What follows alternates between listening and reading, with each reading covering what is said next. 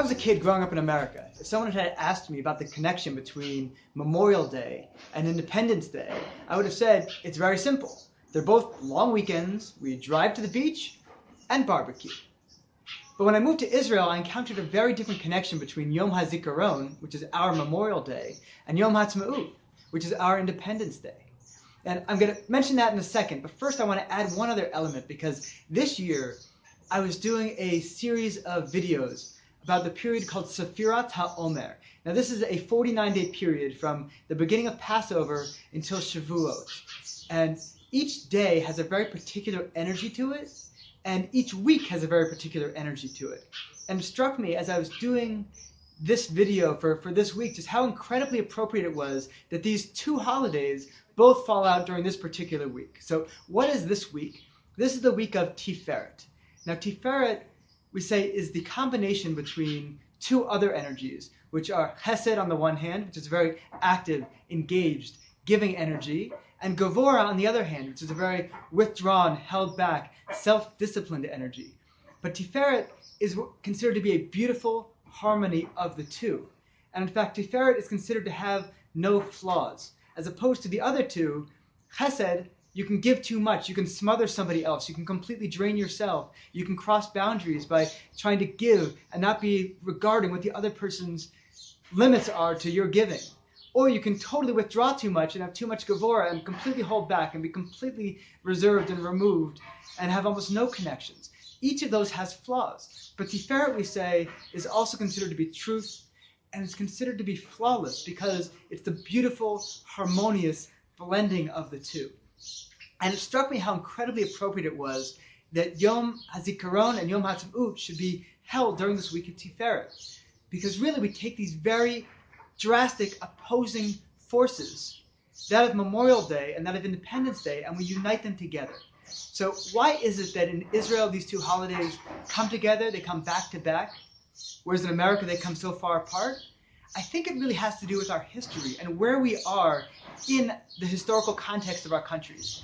You know, America became independent so incredibly long ago and has not had to fight a war on its soil since, I think, 1812, not including the Civil War, a war where it was really challenged for its national independence since, I believe, the War of 1812, which means that all these people we're remembering at Memorial Day are people who really were not fighting for American independence. And so the connection between what we lost when people fell in battle and our independence are really two completely different concepts. But for Israel, that is not at all the case. Not only are we so young of a country that we can still have a huge population that was here when we became independent, who lost siblings, who lost parents, who lost children fighting for independence, but we've had to fight for our independence and our survival over and over and over again in these 71 years since we became independent. And in fact, when we go through our Yom Hazikaron, our Memorial Day services, we remember not just the moments of independence, those who fell for independence, but also those who've fallen in all of the wars since then and in all of this terror action, such as all of the missiles we're getting from Gaza on a daily basis right now. So for us, these two holidays are incredibly connected. We're going to celebrate our independence, and we celebrate it with so much enthusiasm and so much excitement.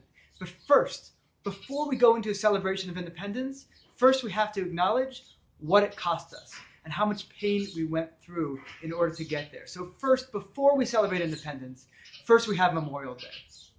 And Memorial Day is celebrated, and it's unbelievable how almost everybody in Israel is connected to somebody who has died fighting in one of the wars or through terrorism, or more likely, both.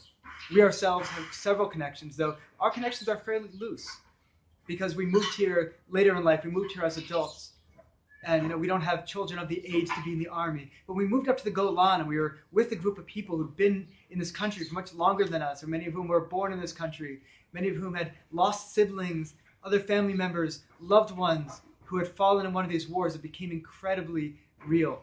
In fact, when we lived in the Golan, I taught in this machina, a preparatory school, a place that people would go to after high school if they wanted to spend a year or two studying before going to the army. And the room that I taught in was the memorial room. It had pictures on the walls of all the people who had gone to that school who had later died while in the army. And there were quite a few of them. And in fact, while I was there teaching, one more picture was added to the wall. One more student of that fairly small school fell protecting Israel's borders. And so we're going into this week, into Memorial Day, Yom Hazikaron, and Independence Day, Yom Haatzmaut, and it's in this week of Tiferet. It's in this week of blending two opposing energies into a beautiful harmony.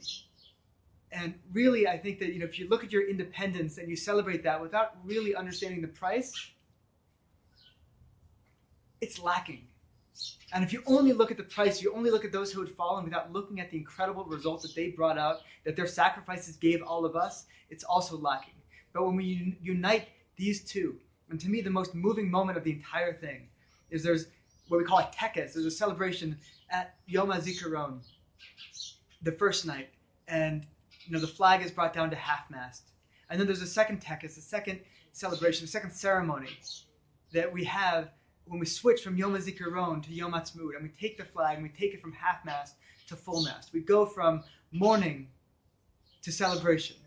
And only with those two together combined does it really hit that place of Tiferet. Does it really hit that beautiful, harmonious blending of these two separate energies that make this such an incredible holiday for all of us here. That it's not just a party, and it's not just a mourning, but it's bringing these two together into what feels incredibly real and grounded celebration of our country and the incredible blessings we have to live here.